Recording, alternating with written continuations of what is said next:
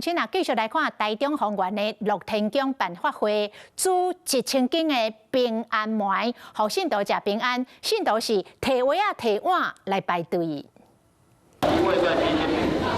食饭时间未真到，附近的乡亲当顶赶咧，就咧排列，主要是为着丰原乐天宫这味稳重版的平安糜。潭庙方办圆同收稳大法会，专工来这排列，要享受这个在地好滋味。是大人哦，无方便，这种个是大人食，食这军功啊，保庇平安啦。伊个甘咸食起来安怎？入口即化，吃起来很温暖。食的嘛，啊无为早转去，大家拢算食平安的啦。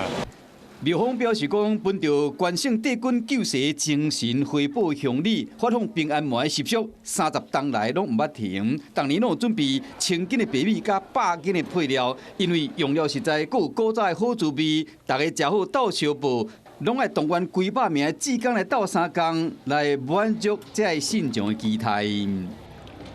Hello， 我是林仙怡。想要抢先掌握最及时的新闻资讯吗？赶快订阅、按赞、开启小铃铛，锁定华视新闻 YouTube 频道。